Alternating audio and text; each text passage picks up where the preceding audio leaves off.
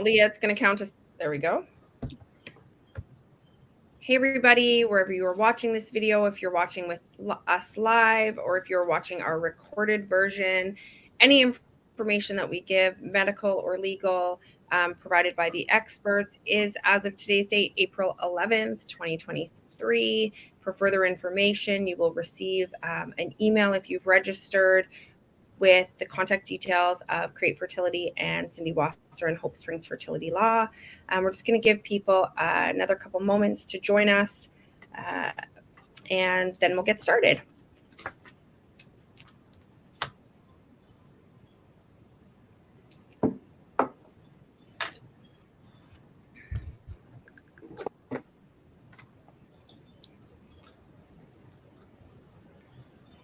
Okay, welcome everyone. My name is Leah Swanberg. I am the founder of Canadian Fertility Consulting and Egg Helpers, and I'm so excited tonight to talk about intricacies of surrogacy and egg donation when people are looking to Canada or are located in Canada and feel overwhelmed by how to get started, how to select a fertility clinic, how to select a fertility lawyer, how to work independently with a sister, cousin, friend as your surrogate, which is my favorite journey, how to find an egg donor, whether within your social circle, within your family, or through an agency.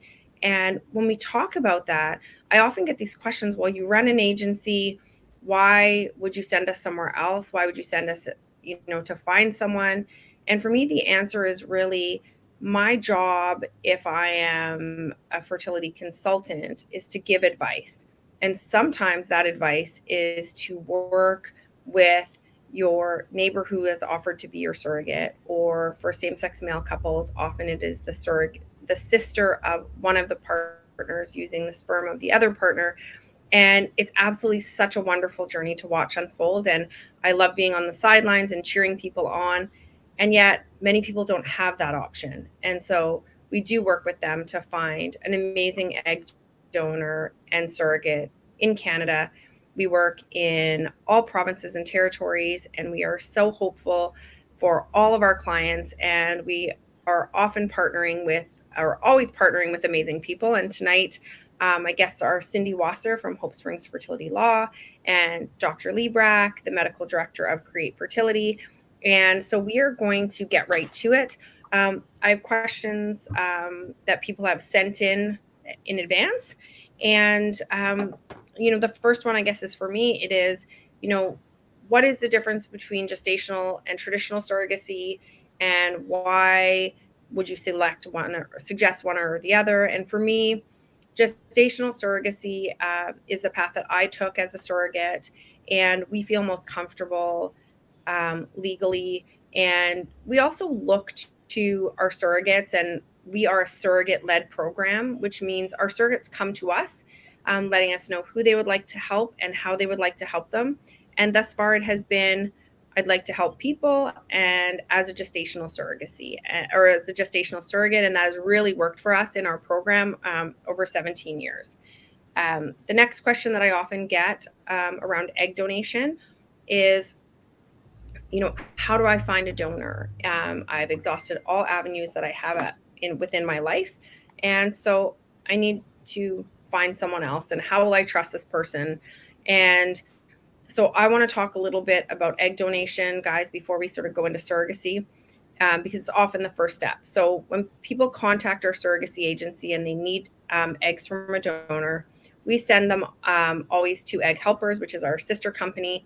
And when they're doing their consultation and their intake, we talk about a lot of things. And one of the first places we send people is to a clinic.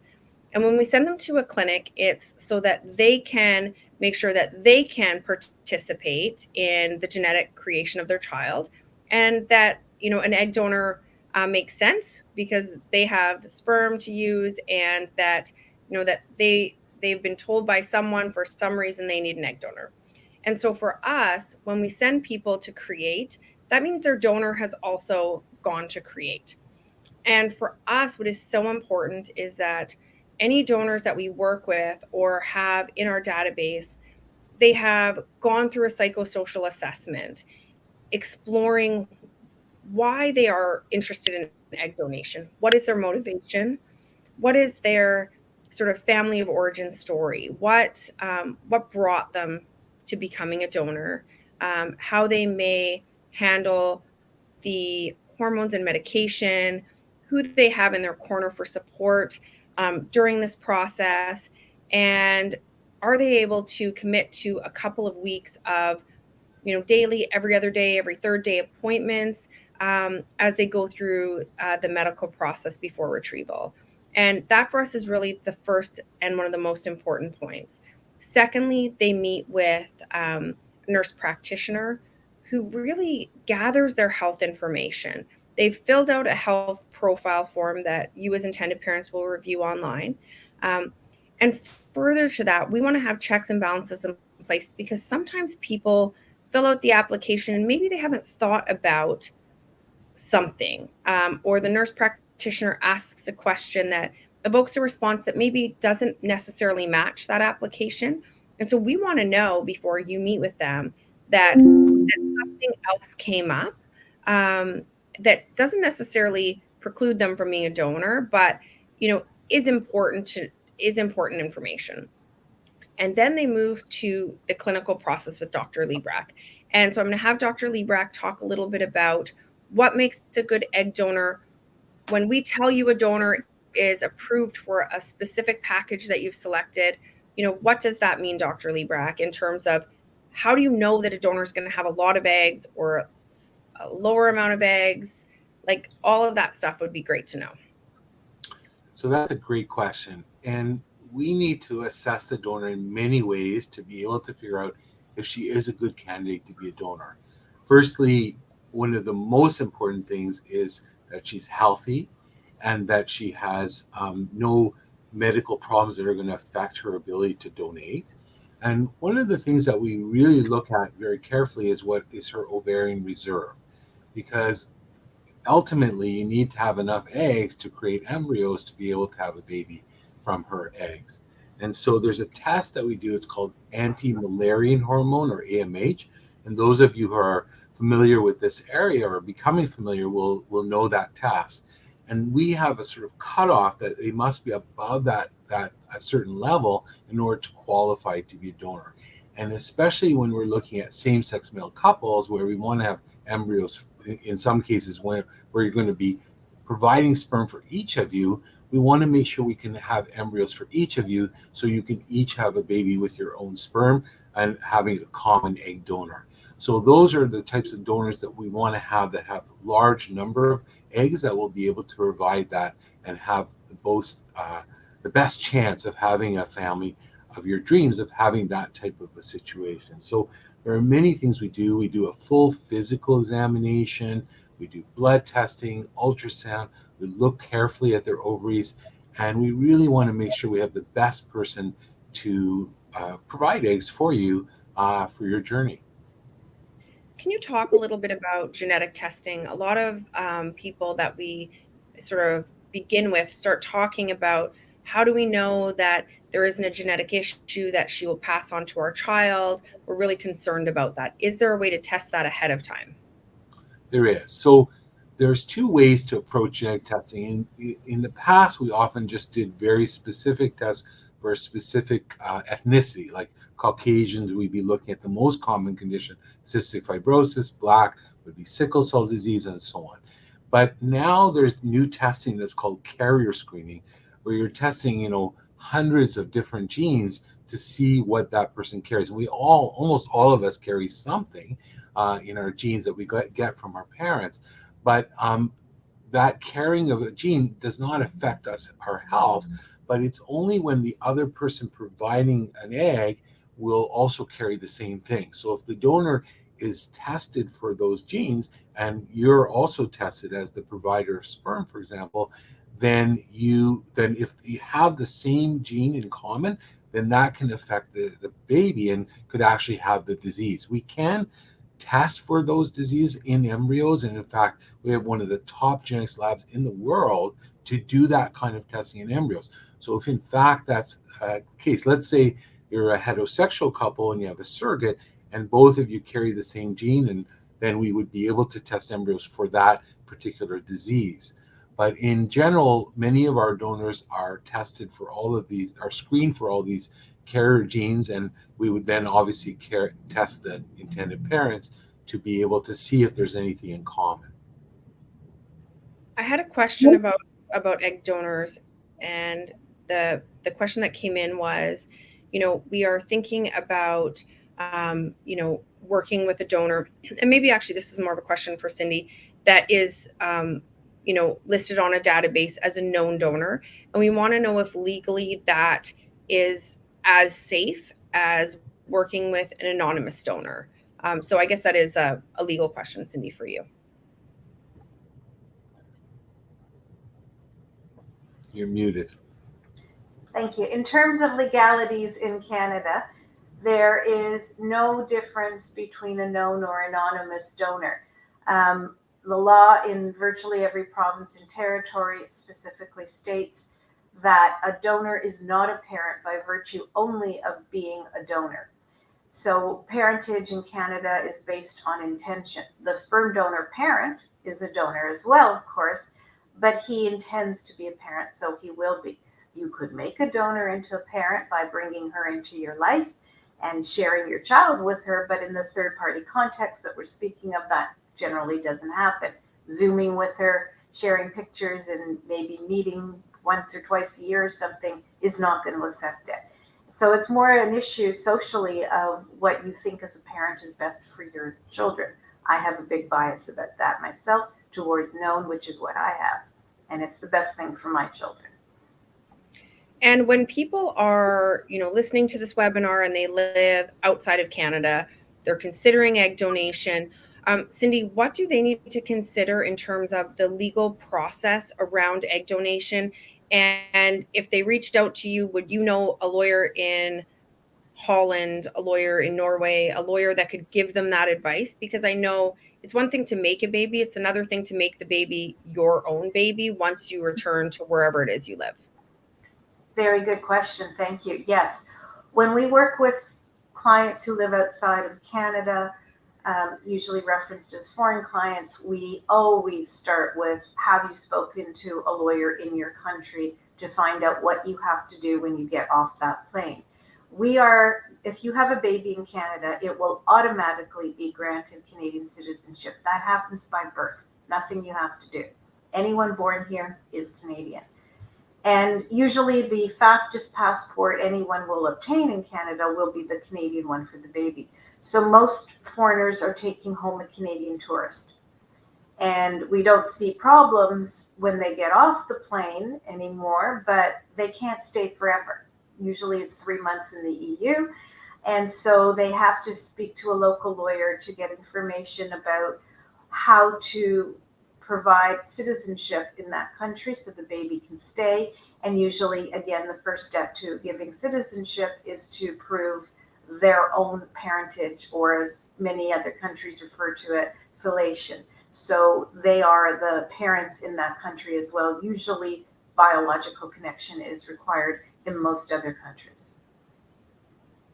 Excellent. And Dr. Liebrecht, how do you know when the donors donate? Like, is there, obviously I know this answer, but someone asked the question, is there a form that donors sign at your clinic saying, here's my eggs, thank you very much, whether it's known or not, I know these eggs are going to someone and they're not mine anymore? Yes, absolutely. And that's a consent form that they all sign, saying these are for you to have, to use as you wish, as the intended parents. And once they leave her body, they are your eggs, basically, by law in Canada. And Cindy can also address this, but you then have the right to use those eggs as you wish to have your own family. And in terms of intended parents, do they sign, even if the eggs are becoming embryos and going into a surrogate, do the intended parents sign a similar form that says, now I own Jenny Smith's 25 eggs, and that's how that sort of transaction happens, outside of having a legal agreement, which we know is also required? Absolutely. There's a consent that says, I'm receiving these eggs from this person, and now I'm taking over to have children with them, and I basically am not going to disturb the donor who's really donated to me. If there's obviously a known donation, then there will be a relationship. But if it is anonymous, then it's basically kept that way. And if I could just add, it's important to note that that is federal legislation in Canada, which means it takes precedence over any donor contract that says anything else, any separate agreement that says anything else between the donor, the clinic, the agency, or the recipient. So once those consents are signed and say what they say, that's it. They would have to be changed if there is to be a change in the future. Excellent. Thank you. And in terms of, now we have the eggs, we're creating the embryos. When people ask us, they're comparing clinics and they say this clinic has this great lab in the US and they take some cells from this embryo and they send them there for testing. And it to me sounds like a piece of scotch tape over an egg, raw egg. I always think of that in my head. Do you have that capability at Create to send these cells somewhere else for testing? Like, what is that about? So, we are one of the a few clinics that has our own in-house genetic lab, which I said was one of the top genetic labs in the world to do this testing. So we do it in-house in our own clinic, and we provide every type of genetic testing that might be required for those embryos to be able to create the healthiest baby. You can't test for every single thing, but you can test for the most common thing, which is the number of chromosomes the embryo has. And that's called aneuploidy, when there's a wrong number of chromosomes. Normal people have 46 chromosomes, and I'm sure many of you have heard of Down syndrome, which is an extra chromosome 21. That is easily detected in embryos to avoid transferring embryos like that, or embryos that are destined to either have a miscarriage or just a failure because they're just not compatible with life. So we can easily test for that, and we do that routinely when we do egg donation, because we know we've tested thousands and thousands of embryos from young egg donors in their 20s and early 30s, and it turns out about 30% on average of those embryos will be abnormal and not be capable of producing a baby. So we can eliminate those embryos and only put embryos that have passed that screening in order to provide to transfer an embryo that's tested normal. Okay, so we have these embryos, they're beautiful, they're tested. Let's move on to the surrogate. Why is, I know the answer because I work with you all the time, but sell me on Create. Tell me why Create is the clinic that everyone listening to should come to. Well, I think there's really a myriad of reasons, but I'm going to talk about it, the ones that I think are really important. First of all, we are the largest by far in Canada third-party program, and I've spent my career making that program a priority for our patients that require that kind of service. And we are one of the largest in the world, actually. But we do want to provide, even despite the fact that we're so large, a personalized touch to our care. So we have all of our nurses. You will have a specific nurse that will be looking after your case. We have over 15 nurses that work in our program, and all of them are assigned certain patients in their sort of group of patients they look after.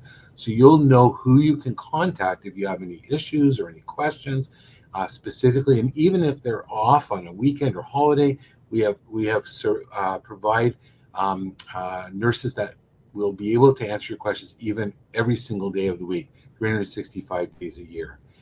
The other thing we have is these nurse practitioners, and actually we now have family doctors also that will screen your donor and your surrogate, and they can do that quite quickly, so we can get that part of the screening done very rapidly. We also have counselors. We have 4 counselors in our program that are dedicated to doing psychosocial counseling and to really give you guys very important psychosocial information about having a baby through egg donation and surrogacy in Canada. And I think it's really important, very informative information that you're going to get to be able to help you through this process. And really, they'll be telling you things that you may not have thought of. And I think that's really, really important. We also have one of the top labs in the IVF lab in the world as well. And we have very specialized testing. And we are on the cutting edge. We do a lot of research. I'm a full professor at the University of Toronto, and all of our doctors are academic doctors that have affiliation with the University of Toronto. And so we really provide cutting edge treatment. We also have very interesting programs in terms of financial. We have a guarantee program of one baby, a guarantee of two babies. And if you're a same-sex male couple, we have something called guarantee 1+1, meaning a guarantee of one baby for each of you, or your money back minus a small administrative fee. So I think that's a very important thing. It gives you peace of mind. I'm going to spend this money and I'll have a baby, or I'll have my money back. And we obviously want to give you the baby, not the money back. Otherwise, we have a very bad business model. But we really stand by our guarantee to be able to help you have a baby. And our accounting people will be able to provide the details of that, which we don't have time to talk about here. We also provide the ability to have kits that we can send to you in your own country, so you don't have to travel here just to provide sperm. If you're in Australia or very far away from the clinic, Asia or Europe, anywhere, then you can actually have a kit sent to you. You can freeze your own sperm at home using a video that we provide. It makes it very easy to do. Someone just has to draw some blood and you ship it back to our clinic. And during COVID, it worked beautifully when travel was so difficult. Now, many people are coming, but you have the option of having the kit. And I think that those are some of the major things that I would say. In Ontario, one thing we do have available, if you're living in Ontario, is the ability to use the funding program, where you would get some money provided to you by the government to do your IVF cycle. That's fantastic. I'm gonna brag even more about Create. There are locations across Ontario that surrogates can visit if they live in Ontario. For myself, having built a clinical relationship for 15 years with Create, knowing that the nurses and the staff care like so deeply, and knowing that Dr. Liebrecht, during COVID, really stepped forward to create these sperm shipping kits. And, this is something that no one else did, to ensure that people could continue to build their families during a pandemic, knowing that surrogates were, we had more surrogates sign up during COVID than ever. It was like, I want to help. And so this is something I can help during COVID at home with my family.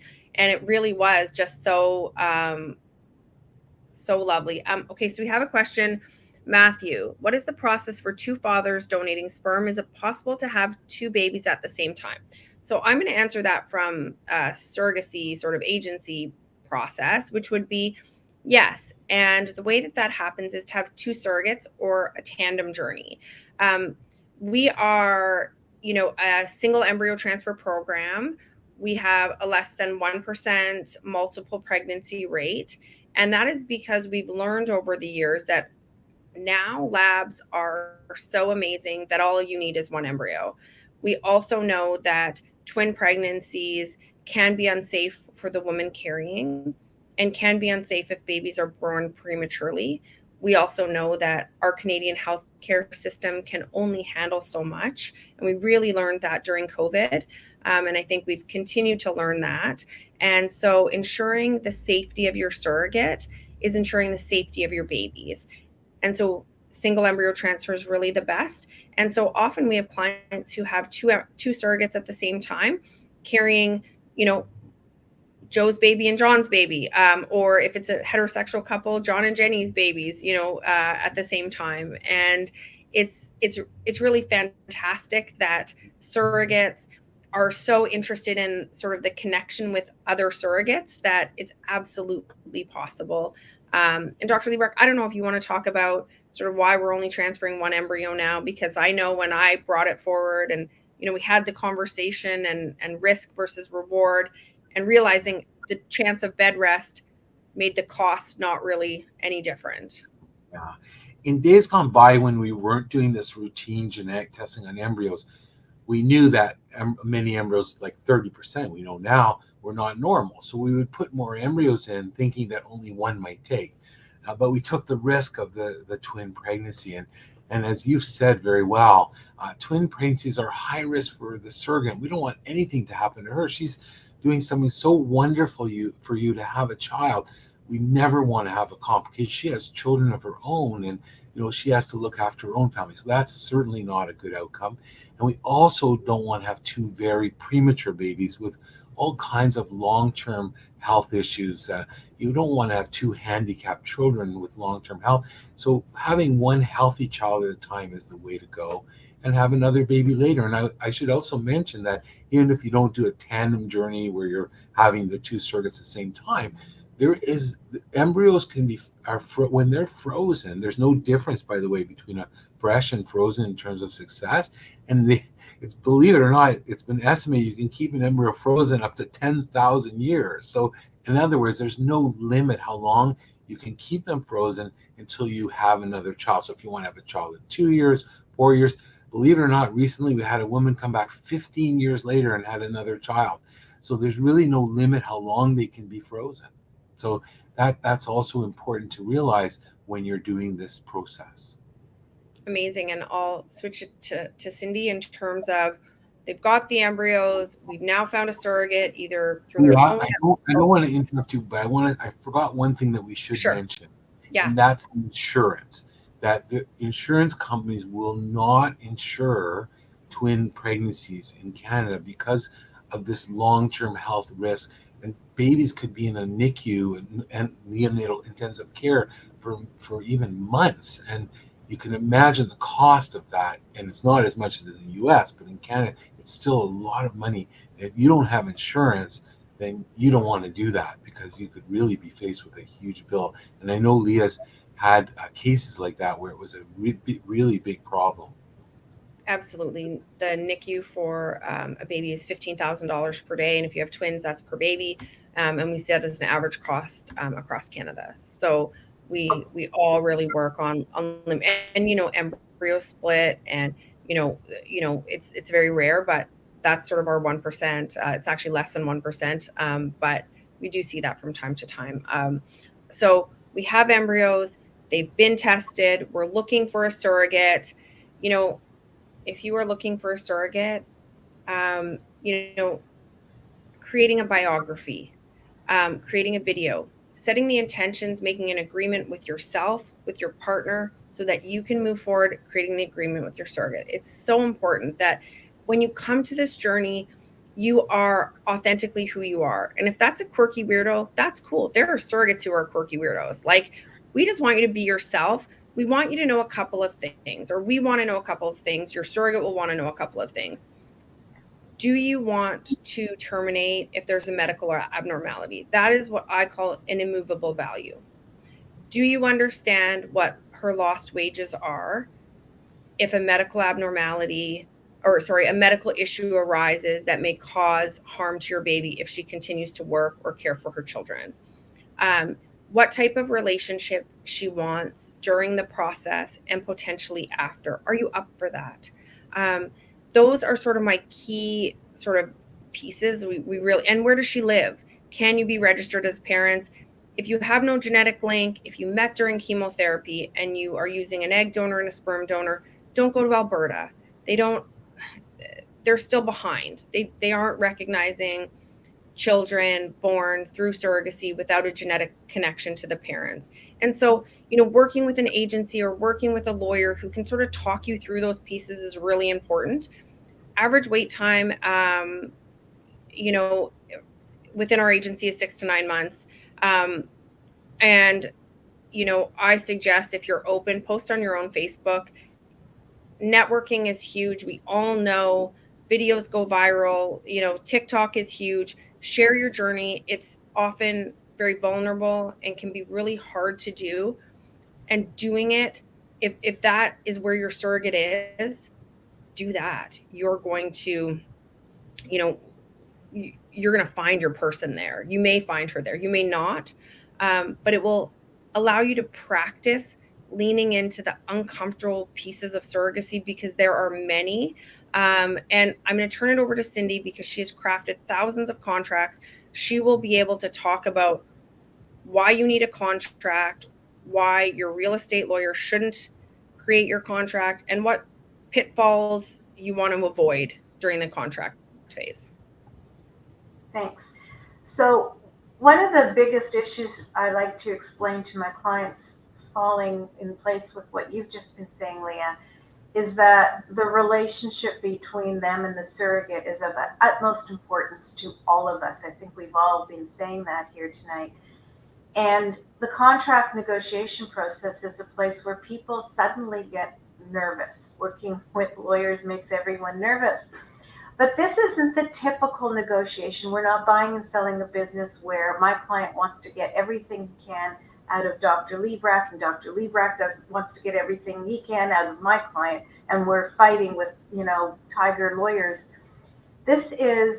She's giving you the one thing money cannot buy you, the greatest gift of all. There is no other way for you to get this.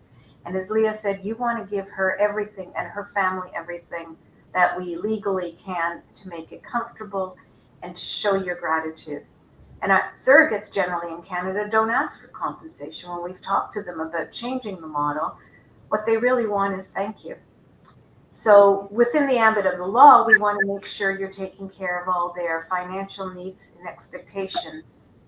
And our law says essentially anything related to the donation or the surrogacy is an allowable expense. There is a regulation that lists them all, but Health Canada has also said in another document, whatever we've missed, don't worry, if it's reasonably related, it'll be okay. And that's an important document that people forget exists.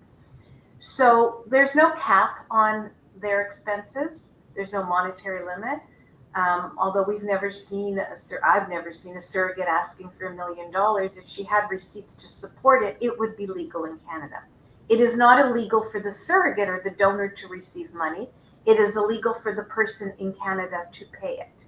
So it's not illegal for a foreign client to pay a surrogate in Canada directly. But if it's coming through my office in a contract, I'm not doing it. If it's going through Leah's agency to manage the funds, she's not doing it. And if they're going to ask the clinic for some reason to pay their surrogate, they're not doing it.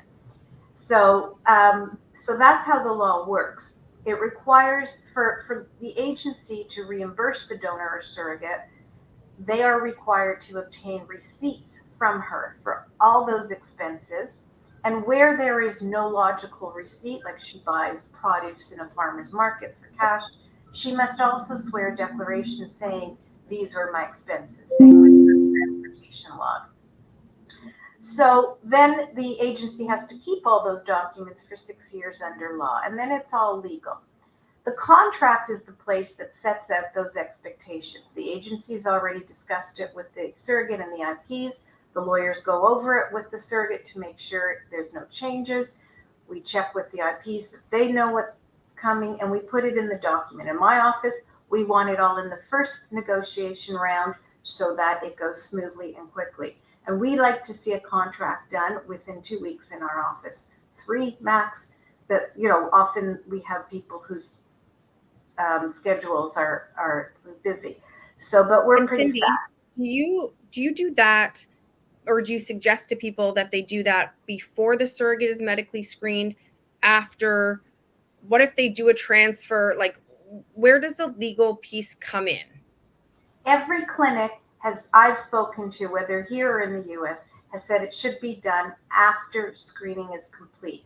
Because if you spend money on legal fees to do that contract and develop more of a relationship with her, and they find something, unfortunately, that couldn't be seen beforehand, or she didn't even know, then you've lost that money. And so there are some people I know, some lawyers I know, who often suggest that they will do it before screening, and then they may offer to do a second contract if they need another surrogate for free. The problem with that is that life gets in the way. You don't always get that second surrogate. You've already lost your money. It's gone. It's spent. You don't have it. You may be waiting a long time, life may change, and you may need to leave the program altogether and you're not getting those funds back. I don't want to do that to you. I'm going to reimburse anything that we haven't used. So if we haven't drafted the contract, you're going to get most of the retainer back if we don't do it. So it's safer, it's better for the relationship. I think it will avoid further emotional upset by not going through that for nothing. And we're so fast that it doesn't really cause a delay. And even when the clinic says, could you please do this right away so they can make the next cycle, which is in 4 days, we will drop everything in our office and get it done because we have enough lawyers and staff to make that happen.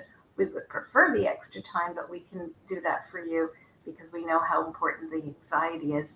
I know, having gone through it, that every day feels like a year, so I want to help. And with that, what would you say for people, sort of a high level, top 5 things to start thinking about even before they get to the legal process of, what 5 things need to be in every contract?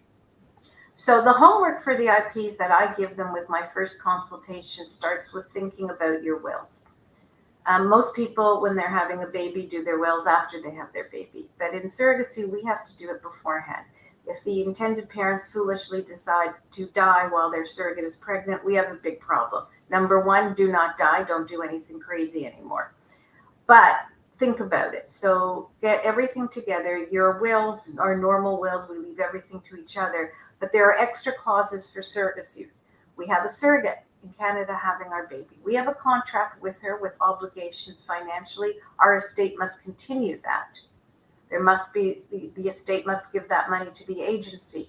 The law in Canada says that if you were alive at the time of transfer, you will be considered the parents. That's in every province. So I can't imagine Dr. Liebrack doing a transfer knowing that you have died, but if you happen to die at the very second and no one told them, we would have that problem.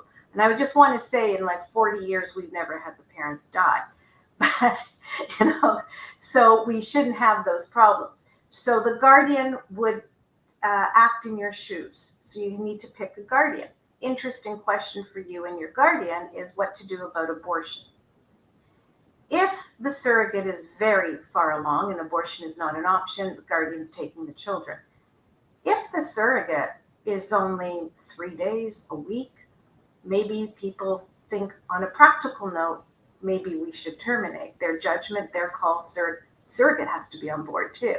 But what if she's more like 14, 15 weeks and she's really feeling this? Will she do that?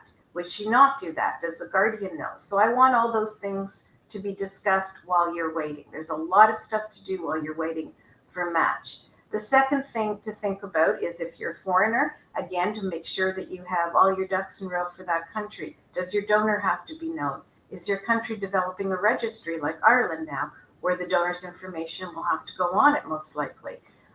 Same with the surrogacy options. What does your country require the agency or us to provide them in terms of what was done in the process? So we have a lot of things for you to think about, but also in terms of the monetary requirements, your budget.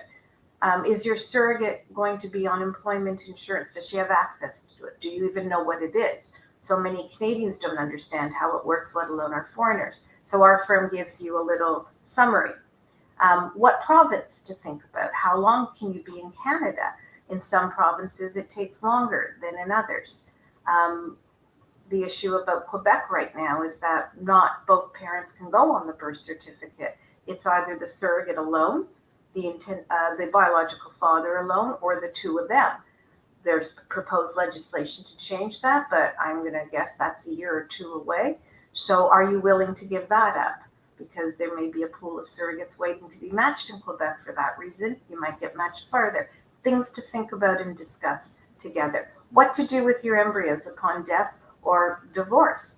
Those are property. Those are important pieces of property. And there are consents that they'll sign at the clinic about that. So all kinds of legal issues to think about in advance. Absolutely. And I see a question, Brandon Arcurs from Alberta. We are Ontario, will we have issues? I haven't been told any issues until just mentioned now. The issues I mentioned are around having no genetic connection to your child. So if you have used a sperm donor and an egg donor in Alberta, they we're waiting for someone to want to challenge this. I have put my own money forward on several occasions. It's not happened quite yet. Cindy's put her time in as well. We are hoping that the legislation there will be challenged. However, you will, even if there wasn't a genetic connection, we have had that happen. People have gone back to Ontario and registered through Cindy and a court order there. So that is no problem. Yeah, I want to if you're get my living in Ontario, there's a workaround. It's a bit expensive, but there's a workaround. But if you have a genetic connection, at least one of you, no problem. I want to get to the next question because we're not out of time, but we still have 20 minutes. We live in Kitchener and already have 4 embryos. We are looking for surrogates. For a surrogate, so just want to know what the process is. We will send you some information. We would love to sort of fill you in on the process. I know that a lot of clinics are not able or interested in doing surrogacy. So it often means moving your embryos, which sounds complicated. It is not. We move embryos around the world, around the country every single day. And, you really want your surrogate to be comfortable. And many surrogates are requesting specific clinics because they've either worked there before, other surrogates have worked there before. They really want to know that they have a counselor there if there is an unsuccessful transfer, if they're doing an ultrasound and there's a loss. That is the number one question I suggest to everyone to ask a clinic. Is there someone there if something goes wrong? Will I see my doctor? Will I be able to schedule my transfer when my doctor's there? Will I, and the list goes on. And every time people are asking me that, I'm like, check. Okay, I want you to be at CREATE because I want you to have access to the physicians there. I want you to have your surrogate or donor have access to a counselor there. I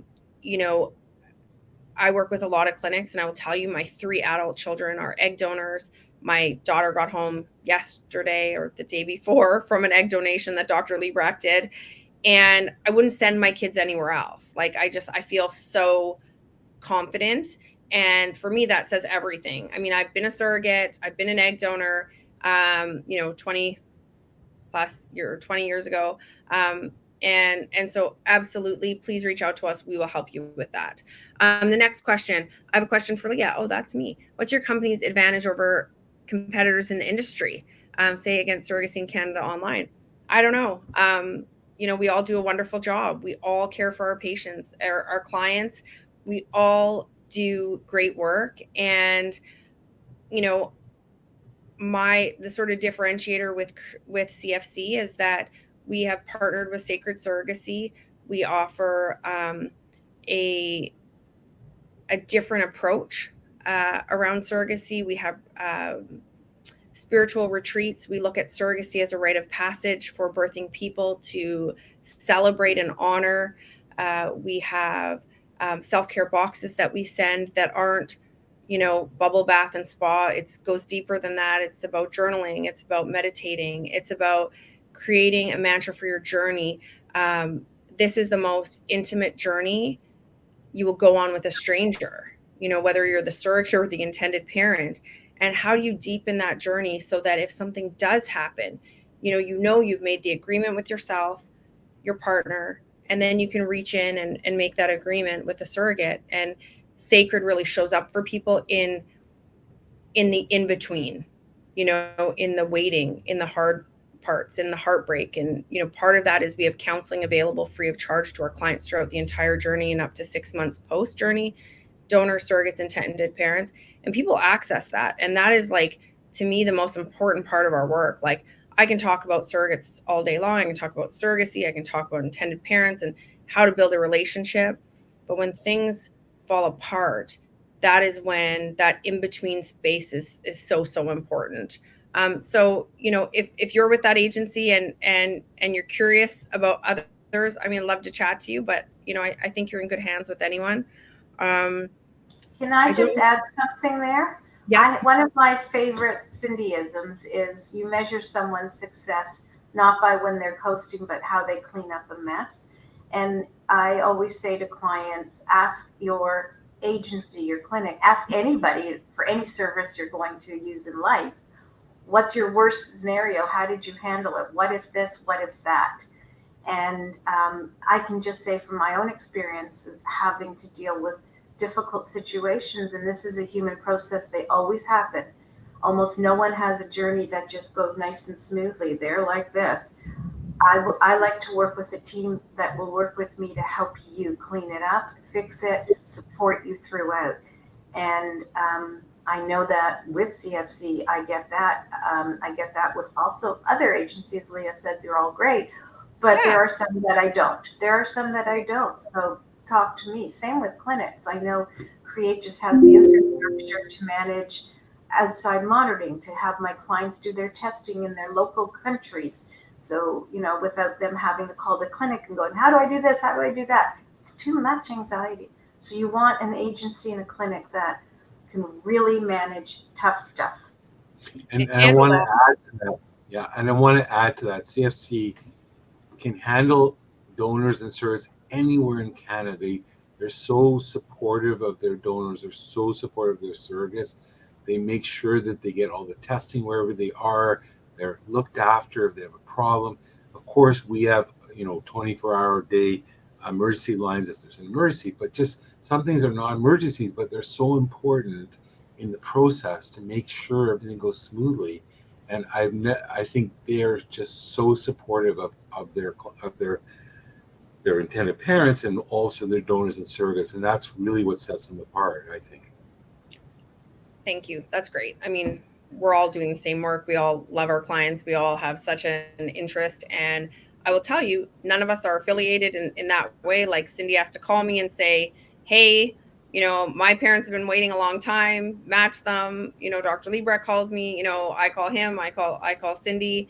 I think it's really important. So we have the embryos, we have the surrogate. She lives in Alberta.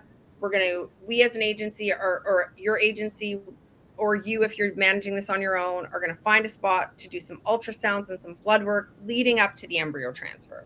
She's going to travel to Toronto or they are going to travel to Toronto for the embryo transfer. And then how long, Dr. Liebrecht, when can they fly home? How do you take care of someone who lives in Alberta for the first 12 weeks, which I know is your sort of when you say goodbye to people? That's a great question. Not only do we have people in all across Canada, but we have people international too, in the US and other countries as well, that come here and do their process, and we can easily help them. So the main thing about us is that we don't just say you're pregnant, okay, go see your doctor. Here at our clinic, and goes for just our regular fertility patients as well, is we feel that once somebody's pregnant, that's just the beginning, and we have to help them through the entire process. We don't go past the first trimester, which is really an important part of the pregnancy, but we can help them to get to that point when the chances of things going wrong are much, much less. So during the first trimester, if they live within a few hours of our clinic, they come here and we actually see them. We can provide ultrasound services. We can provide all the sort of care and management of their pregnancy at the beginning, and then set them off to their obstetrician or midwife that's going to look after their pregnancy. But if they are outside of the GTA, the Toronto area, far afield, like in Saskatchewan or BC or wherever they may be, I saw one surrogate from Newfoundland today, another one that was in Saskatchewan, another one that was in New Brunswick, so all over the country.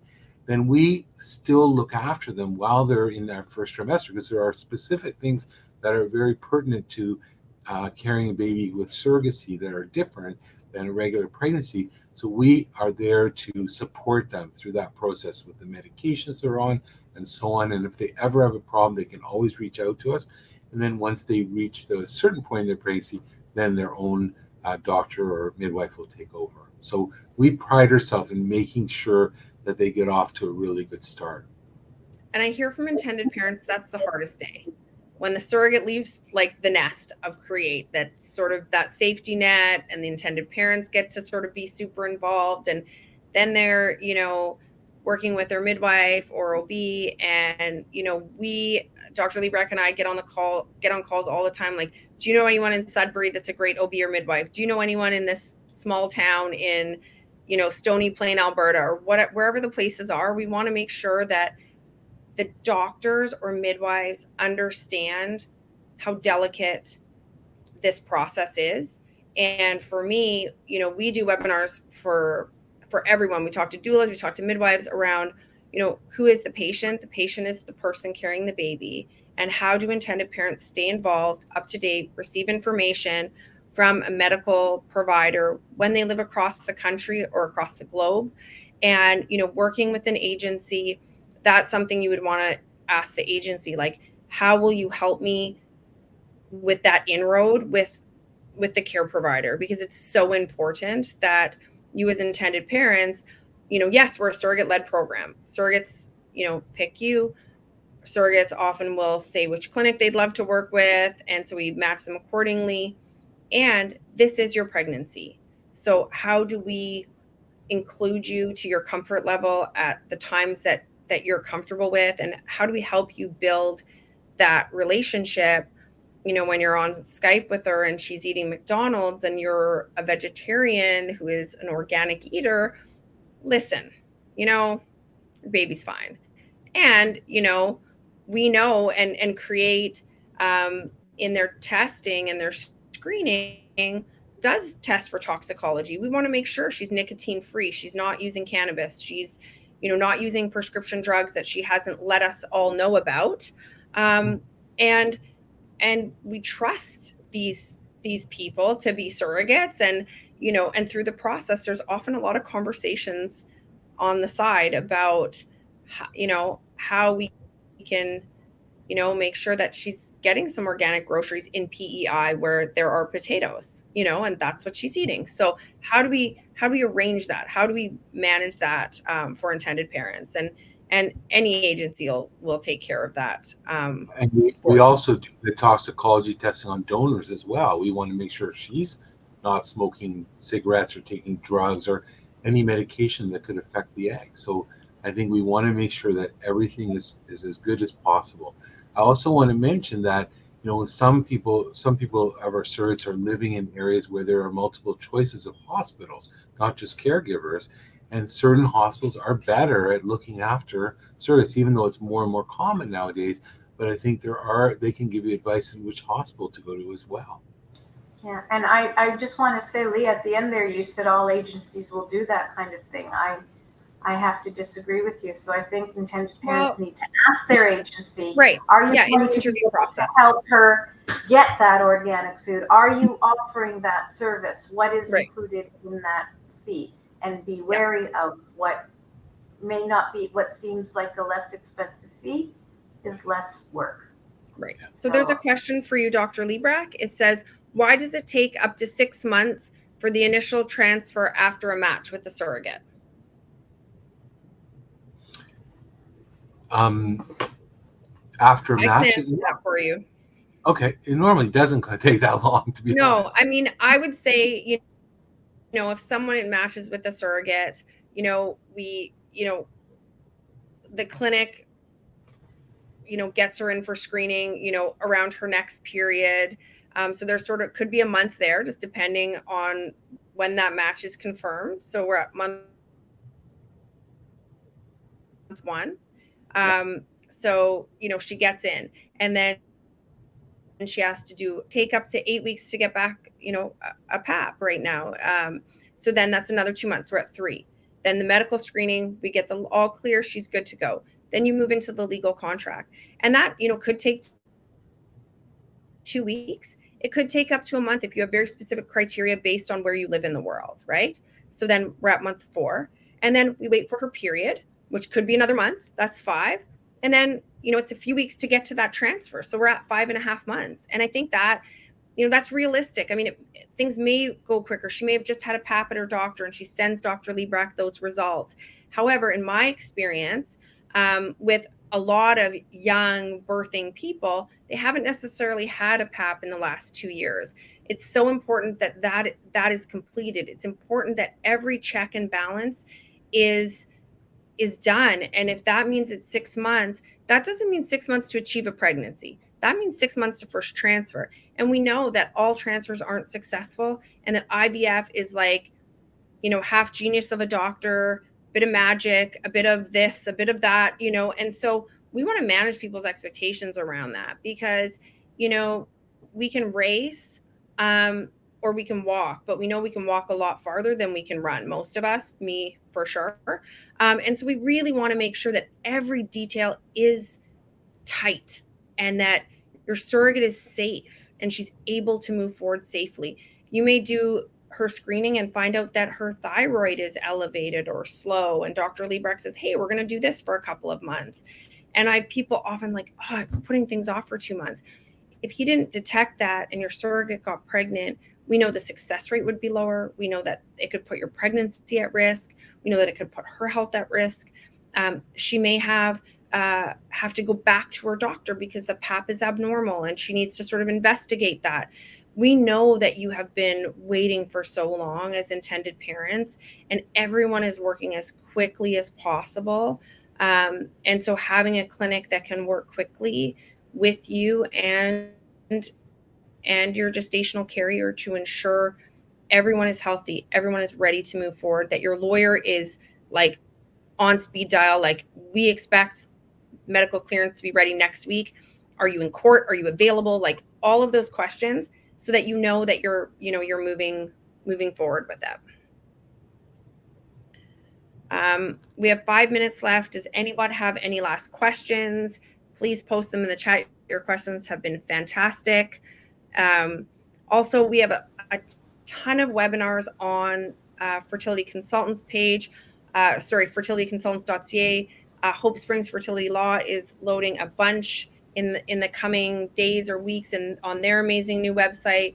Create is going to be loading some as well. So there's going to be a library of information for you.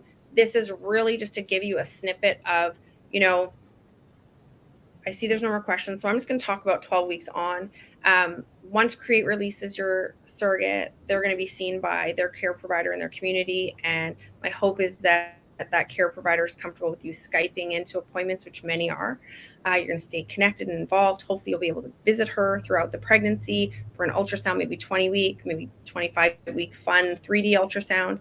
And then you're going to start working through a birth plan, birth preferences, with a coordinator from your agency, your surrogate, and yourselves, really talking about how you can be present at the birth. If there's a C-section, will it be her spouse? Will it be you? How you can craft a birth that is pure magic.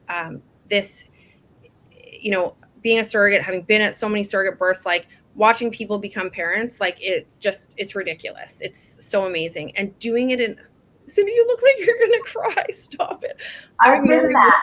I also want to say, when Dr. Liebrecht threw my surrogate and I out at 12 weeks, it was devastating. It is devastating. Wow. It is. It's horrible. Wow. Yeah. Oh, wow. We just got into the next step. Yeah. And so having an agency that's going to sort of go through those questions around birth preferences, so that you're not showing up to the hospital and she's like asking for an epidural and you're like, what is an epidural? Like having that conversation with the coordinator, watching the doula webinars that we have all over the place, or that everyone sort of has all over the place, so that when you're preparing for birth, you have someone to like reach out to and go, I need an Airbnb. I need a bassinet. In Canada, the car seats are different. Can I use my car seat from Europe? No, you can't. All of those pieces. When should I come to Canada? Is 37 weeks too late? No. The average surrogate for 17 years, 37 weeks, 5 days is the delivery date on average. Might come early and I might call you in the middle of the night saying, hey, your surrogate's in labor, get here. And my staff travels through the night sometimes to be with surrogates, and there's so much planning and beauty around the end. And then after, getting parentage, having a guarantee for your passport if you live outside of the country? How are you going to travel home? Do you feel safe on a plane? Would you rather drive 10 hours across the country? All of those details, having someone to just sort of bounce those ideas off of and really figure out how you're going to do that. During COVID, everyone got creative. It was amazing. And I have 2 more minutes. So the birth planning, the post-birth planning, that 4th trimester, how is your surrogate going to tuck in? How are we going to make sure she's okay? Because that is so important. Is she going to pump milk? Are you going to induce lactation? Are you going to formula feed? You know, what am I even talking about? You're just like in the planning stages? Absolutely. When you get to that point, having someone who isn't just responsible for your match, someone that's going to carry you through all of those times where you're like, I can't even put my feet on the friggin' ground because there is just too much to think about. Having someone who can bring that down for you and help you find, like, where are my feet? Where is my breath? Like, how am I going to do this? I've never seen a vagina. I'm a gay man. Well, you better buckle up, man. This is like real life in that delivery room. Like, I have seen people up against the wall. Like my intended father in my first journey, like he stayed up here because he just couldn't, like, and I loved that. And, people have gotten more brave. I feel like most intended parents are like right there, catching the baby, cutting the cord, like, skin to skin contact is beautiful and it's pretty wild. So that's all I have. Dr. Liebrecht, Cindy, any last comments before we say goodbye after that, Yeah, make sure you retain your lawyer for the parentage application at around 25 weeks at the latest, Yes. please. We want to explain Absolutely. all those details, and we want an introduction. In our firm, we like to meet your surrogate so we can give her the same information so that she's not left out and she knows what to expect as well, what needs to be signed and when. Yes. And that the letter goes to the hospital. The social worker knows you're coming. The lawyer does all that. We support with that. And making sure that the surrogate really understands that you are the parents. She is the surrogate, and how that's going to be managed within the hospital and the care team there. Dr. Liebrecht, any last goodbyes, comments? Just that we so pride ourselves in trying to provide the very best care we can for patients, including the intended parents, the donor, the surrogate.